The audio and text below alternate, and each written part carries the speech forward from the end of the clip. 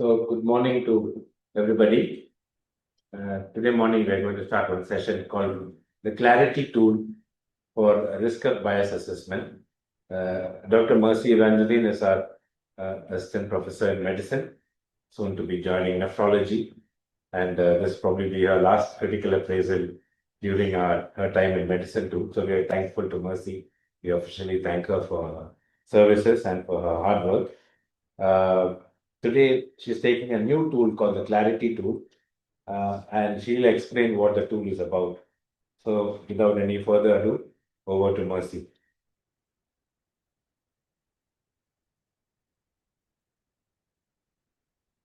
Good morning, all. Welcome to another session of short course in epidemiology. Today, we'll be looking at Clarity tool to assess risk of bias in cohort studies. Just to keep it more clinical, Mr. X is a 58-year-old accountant who is known to have IBD and on regular medications for the same. 1 month ago, he is admitted for an acute flare and was managed by the gastroenterology team. He also has type 2 diabetes and hypertension, for which he visits us regularly. His medicines include metformin, cilindipine, and mesalamine. During the consultation, he reports feeling slightly off for the past few months, describing symptoms such as fatigue, poor concentration, loss of interest in gardening, reading, and trouble sleeping. He attributes them to aging and the stress of managing his comorbidities following his recent hospital admission for an IBD flare. So, could the feeling of be just stress, or could he be having major depressive disorder? To answer this question, I had picked this paper, Medical Conditions and the Risk of Subsequent Major Depressive Disorder, a nationwide register-based retrospective cohort study. It was published in Lancet on the 9th May 2025. While we were trying to figure out a checklist to appraise this, we had come across this new website which has a newer checklist called the Clarity checklist. So it has about 14 clinician researchers, and off note is the Dr. Gordon Gad, who we know is from McMaster University. So they have this. I will also show at the end of it. I will also show you what the website is like and what all the checklist, what all the website has to offer. So I have taken this checklist to appraise the internal validity of the paper that I'm looking at. So the internal validity, I will use the Clarity checklist. But for results and the external validity, I will look at the CAS. So this is the Clarity tool to assess risk of bias in cohort studies. So this was their vision mission statement on the Clarity website. So they have 8 questions. The first question is for selection of exposed and non-exposed cohorts drawn from the same population. So CASP actually has something called consider on the right side. So this one has low risk of bias, higher risk of bias, and high risk of bias. So I try to keep it similar because we are familiar with that. So what constitutes low risk of bias? Exposed and unexposed drawn for same administrative database of patients presenting at same points of care over the same time frame. What would be a high risk of bias? Exposed and unexposed presenting to different points of care over a different time frame. So in our paper, it was a nationwide population-based study, included Danish population, included all individuals living in Denmark at any point between 1995 and 2000. You can see it's a long cohort. Data was retrieved from the National Danish Registers.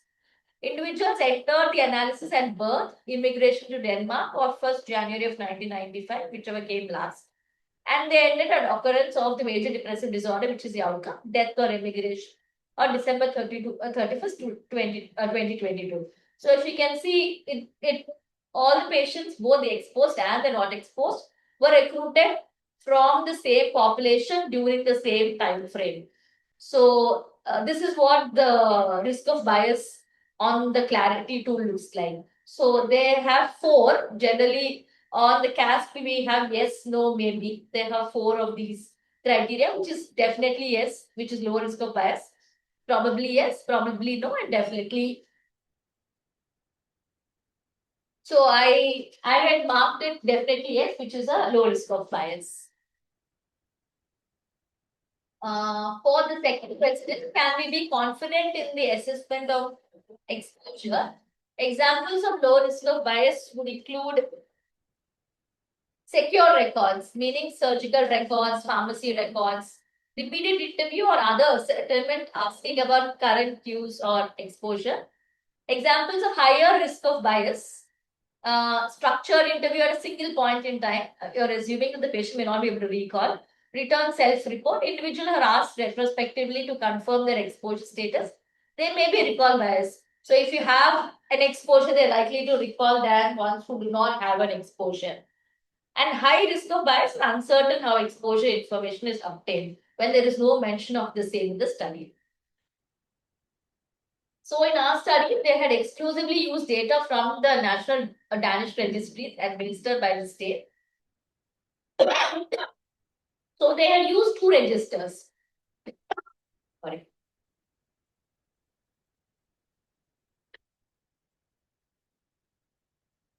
Sorry. The Danish National Patient Registry, that was meant for the hospital admissions, emergency room visits, and ambulatory attendances, and they had used the ICD-10 diagnosis. The second register that they had used is the Danish National Prescription Registry. This is for the outcome, which we look at it as to how they had used the registry. And they had an objective and defined exposure criteria. Exposure was defined as the first onset of medical condition, which is why this register was used. All of them who were ever admitted, ever come to the ED or OPD. These medical conditions were identified based on the specific criteria based on the ICD codes or repeat conditions for specific disease medications. The coding definitions for each of these 31 were explicitly listed, which I will show you. There was clear focus on the onset and washout period, which I'll deal with it. So it was a population-based approach, meaning all the Danish population have been included. So there was no selection bias. They did not include just one particular set of people. Exposed individuals were identified from the entire population rather than selected subgroup. Time varying exposure, which I will get to it again. So this is how the coding definitions for exposure looked. This is just any medical condition. So I have taken circulatory. So there were about 31 of these conditions, and it is well defined as to what they would call a hypertension or what they would call as an exposure. And this is for the endpoints. Major depressive disorder diagnosed in psychiatric hospital. So these are the primary endpoints. So for this, I had given it a low risk of bias. So can we be confident that the outcome of interest was not present at the start of the study? So it's a self-explanatory question. So for this segment, they do not have a low risk, high risk, or high risk of bias. So what did I think of it? So they had a washout period. So they had a period of 5-year duration from the start of each individual's follow-up, where they were followed up for 5-year duration, and if they have exposure or an outcome, they would have been excluded from the analysis. This is so that we were sure that we are picking up only incident cases and not prevalent cases. So that increases our confidence that the item of interest was not present at the start of the study. So they had a defined start of follow-up. So they get enrolled into the study, and only after 5 years do they enter the analysis period. They had an objective identification of MTD. So they had used. So how did they define the exposure? So one thing is they had looked at the register, and all those who were ever diagnosed to have a major depressive disorder in the ICD code. Or the second thing is if they were ever prescribed antidepressant medicines twice in the last 2 years. In the 2 times in the last 1 year, they had high quality registers. So this is just to show what their study design looked like. So this is patient 1. He was born in 1977, and then the study actually started in 1995. So 1995 to 2000, he had a washout period. This man was actually born somewhere else, and now in 97 he's landed in Denmark, and so he's part of the trial now. So after that, for 5 years, there was a washout period. Had he developed any of these exposure or outcomes in the 5-year period, he would have been excluded from the study. So after the washout period was over, which is in 2002, he entered into the analysis. So this is where the start of follow-up is. So twice a year he was followed up, and if you can see, and in 2005, which is 3 years after he was included in the study, he had connective tissue disease. So now he will be marked as exposed for one medical condition, which is under the CTD arm. After now, if you can see, after 4 more years, he's developed diabetes, hypertension. So he's got circulatory problems, endocrine problems, and CT. So now he has 3 of the medical problems. So a little later, he has developed 4, and then once he's developed major depressive disorder, he's out of the study. We had reached the endpoint. So this is how the study designs were. Can we be confident that the outcome of interest was not present at the start of study? I think we are fairly certain of that. So now, did the study match exposed and unexposed for all variables that are associated with the outcome of interest? Or did the statistical analysis adjust for these prognostic variables? So under that, what constitutes a low risk of bias? Comprehensive matching or adjustment for all plausible prognostic variables. Higher risk would be matching or adjustment for most but not all. High risk would be matching or adjustment for a minority of them. No matching or adjustment. Statements of no difference, meaning they did not do anything but had come up with a blanket statement saying there was no difference. Statements of differences were not statistically significant or sufficient for establishing comparability. In our paper, the study had used both matching and statistical adjustment. They had matched they had done the Allen Johansen estimator, which I will show you what it is in the next slide. This is basically for competing risk. I'll show you what it is. They had matched for sex and month of birth. This is what they had matched for. Statistical adjustment they had used with regards to the employment status, whether they're currently unemployed, employed, or not available. Civil status, or whether they're living with somebody, not living with somebody, or it's not available. Presence of other specific conditions with onset before the medical condition of interest. And a calendar time. So this is just to show what matching looks like. So individual D is our patient of interest. He was born in 1950. The study had started in 1995. So for 5 years, there was a washout period. Now let's see between now I've taken example of 5 patients, 5, let's say, or 5 people from his own colony, let's assume that. And this is just to see how many of them are going to be in our analysis and how many of them are not going to be in the analysis essentially. So now let's see so he is our person of interest. So at the end of 5 years, he did not have an exposure or an outcome. So he enters the analysis at the end of 5 years. So he's unexposed for now. About 4 years later, he develops hypertension and now he's in the exposed arm. About 10 years later, he's developed depression and now he's censored. And 2022 is when the study had ended. Now let's see potential match 1, his neighbor. And he also, all of them have to have washout period. At the end of 5 years and until the study is over, he did not have exposure or outcome. So he is going to be a potential match. So he is an eligible match for him. Now let's say match 2. So this man, for 5 years, he was asymptomatic. However, at the age of 52.8, remember that we have told that they had decided to match it for age and sex. So this man at the age of 52.8 had developed epilepsy, which is actually he is actually younger than when this man had developed the outcome. So he is 55, but he is only 52. So which is why he is considered ineligible. Alternately, his other neighbor had developed it at the end of 55.5. Because we already have data from before he has developed this, he will be considered an eligible match. The other 2 people, one of them had developed depression during the washout period, so he will anyway be excluded. And another man was much younger than him and he has been taken out of the study. So this is how they had matched each patient for sex and age. So did the study match exposed and unexposed for all variables? The variables that they had not adjusted for that I thought that would have been significant is duration of hospitalization.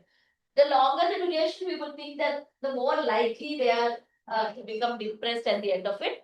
Severity or impairment, somebody who is admitted for dengue is less likely to have depression than somebody who's had an MI. How severe or what was medical condition for which they're admitted with, ethnicity. So I thought it was a probable yes, given the three things that I thought were not covered. Question 5. Can we be confident in the assessment of the presence or absence of the prognostic factors? Examples of low risk interview of all participants, self-completed survey from all participants, review of charts with reproducibility demonstrated, from database to documentation. Higher risk could be chart review without demonstration of reproducibility. If two people were to assess and if you cannot agree upon it, then it would be a high risk of bias. Database with uncertain quality of abstraction. Highest will be prognostic information from database with no available documentation. So, in our study, factors for which assessment can be considered confident was its sex, age and date of birth, civil status, employment status, presence of other specific medical conditions, for which I thought we could not be very confident was everything. There was no data. Like I said, how severe was the medical condition and the duration of the hospital stay, and detailed aspects of other medical things. So I had given a probable no for that. Can we be confident in the assessment of the outcome? So examples of low risk of bias would be independent blind assessment, record linkage. For some outcomes like fracture hip, reference to the medical record is sufficient to satisfy the requirement. Higher risk could be independent assessment unblinded. Self-reporting for some outcome like vertebral fracture where reference to X-rays would be required. And just looking at the medical record may not be enough. Examples of high risk could be uncertain. In us, it was objective registry-based assessment, the National Danish Patient Registry and the Prescription Registry. There was a clear definition of the outcome. ICD-10 diagnosis or at least 2 prescriptions within the year of antidepressant medication. Exclusion of prevalent cases via the washout. But there are some problems. One thing is inclusion of antidepressant prescriptions. We all know that antidepressant medications can also be used for other indications like anxiety, pain. So we are not really sure whether the diagnosis was made of depression based on a prescription would be representative. It may not capture all cases of major depressive disorder because some patients could have not had antidepressant medication, but they may have had some psychotherapy or they could have had some wait and watch strategy. So potential for misinterpretation of the diagnosis per se. So how did they navigate through this? They had a sensitivity analysis where they had taken depression diagnosed by a psychiatrist. So that is why they were able to navigate this problem of getting the data from medications prescription alone. So can we be confident? So a probable yes. Was the follow-up of cohorts adequate? Low risk could be no missing outcome data. Reasons for missing the data has been explained. Missing data is balanced along the dichotomous groups. High risk could be that they have not talked about the missing data. So in our patient, it was a large scale and long duration. They had 65 lakh individuals followed up for this was the years. 10 crores. They had only 3.2 missing data in civil status and 16.5% in employment status, both of which may not mean much with regards to the outcome. They had ways to assess long-term risk. To assess the hazard ratios for depression, they had more than 10 years of onset, so they had followed up for more than 10 years of onset, and they had looked at the absolute risks also. Absolute risk was estimated for up to 20 years. They had accounted for competing risks by using the Dallin-Johansen thing, which I had showed the they had demonstrated time sequence, which we will look at. So I don't think we are going to get more data on this. So I would anyways call it probable yes. Were co-interventions similar between the groups? Most or all relevant co-interventions that might influence the outcome were documented. And if it's not documented, it would be high risk. For us, I think I just missed the slide. Yeah, this is this was the previous slide. So they did not explicitly assess or ensure the co-interventions were similar between the groups. So they had a differential healthcare contact. By that I mean, those who had comorbidities were coming to the hospital more frequently, and a diagnosis of depression was made. But the ones who are not coming to the hospital for medical reasons, the diagnosis of depression may have been missed. So differential healthcare contact is one thing. Outcome definition includes an intervention, which is the prescription itself, and for potential misclassification bias that we had already looked for. For that is what I had called this no for action. Sorry for that. So at the end of these 8 questions, I had called it an overall risk of bias in medium because yellow I had put for that.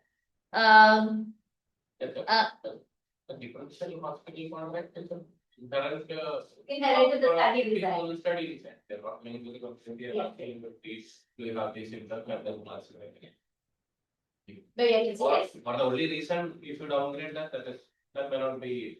There are 2 other things. Other reasons that is fine, but for that only reason, because it's an inherent property, we cannot change it by but you can't get better data than 6 million population all work under 20 years. 20 years. It's humanly impossible to do such a study. But they planned a prospective cohort looking for depression and followed up everybody. Yes. Well, having said that, the clarity checklist does not have the guidelines for the results or the external validity. So I'll just, for the rest of it, I will just use the CAS checklist to go through the paper. So this is just the CAS. The other checklists for the rest of it. The CAS we generally use for cohorts. This is a newer one which I'm using. So what are the results of the study? So they had, I look at the results. They have reported hazard ratios. Just shows a few results. So this is showing a relative risk of major depressive disorder after medical conditions. If you can look at it, the overall is about 2.2. The hazard ratio is between 2.25 to 2.28. If you look at it, maximum hazard ratios for any of these medical conditions seem to be with regards to musculoskeletal problems. As the number of medical conditions go up, 1, 2, 3, 4, 5, the hazard ratio also seems to have gone up. Men are at a higher depression risk for major depressive disorder after a medical condition than women. And it also had gone up with increased age and in hospitalized patients more than ambulatory patients. Most of them then, I mean, let's look at it.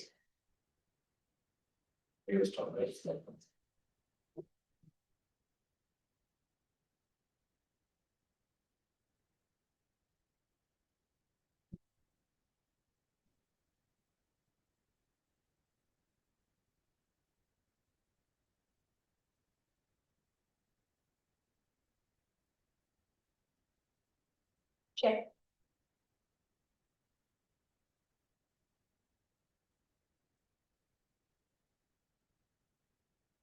Sorry for the interruption.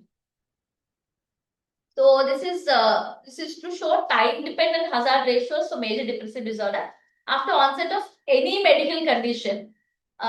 This is just to show that one month after the medical condition is when the hazard ratio was the maximum, which is about 4. This is for any medical condition. This is to show between men and women. We had already seen men had higher.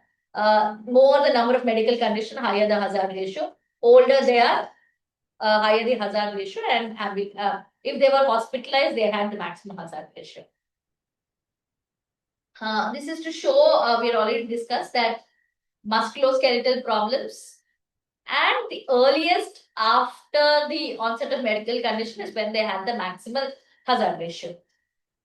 This is to look at the absolute risk of major depressive disorder after the onset of medical condition. See, at the end of 20 years,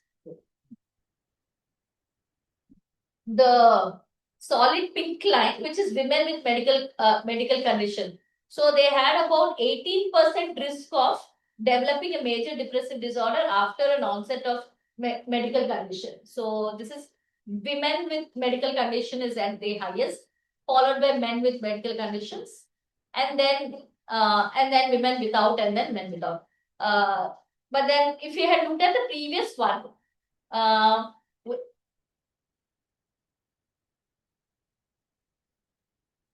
yeah, so here, although here with regards to relative risk, immediately after men had a higher hazard ratio. Over time, if you look at the end of 20 years, women seem to be having a major depressive disorder. So how precise are the results? The hazard ratio is 2.26 with confidence interval being very narrow, 2.25 to 2.28.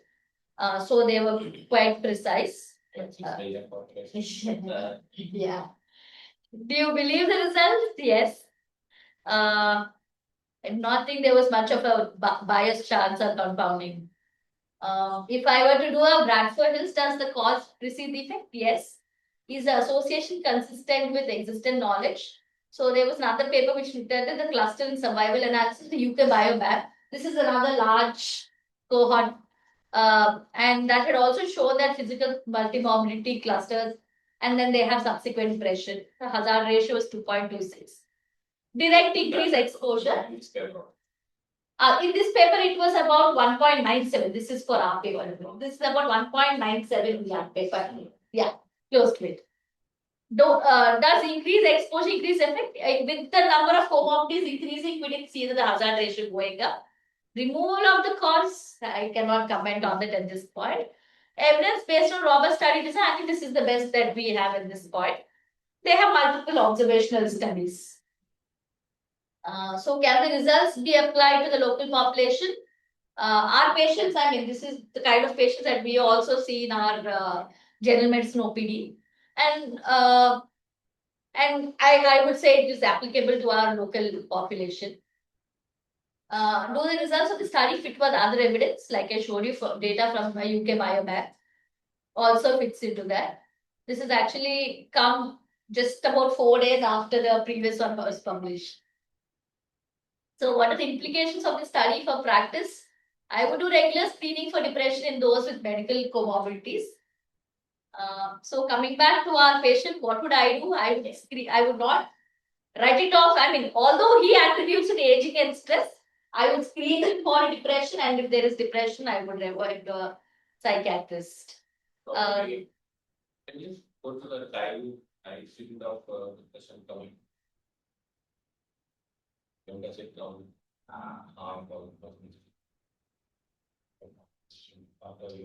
Yeah. From 4 to 2, it takes about 2 years from. Yeah, somewhere. 50% is reduction from the initial first about 2 years. So it will be the first 2 years. First 2 years is very. Medical condition. The regular screening patient. After ask this question and they won't hear your question on it. So we were just discussing about how if you were to here at the end of one or within 1 month, the hazard ratio seems to be around maybe about 10 for hospitalized patients and about 4 for ambulatory patients. For it to become half, which is about 5, it is taking about roughly about a year. So for first 1 year, I would think that we should be more aggressive in screening for depression in those patients who come to our OPD for medical problems. In the research, somebody also can add it as one issue. Yeah, there's a suggestion here that we could add it in the discharge summary also, just so we don't forget it.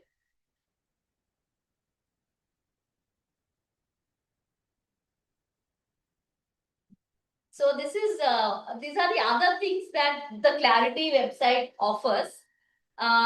So absolute risk calculators, case control studies cohort. This is the one that I had picked. And they also have one for RCTs.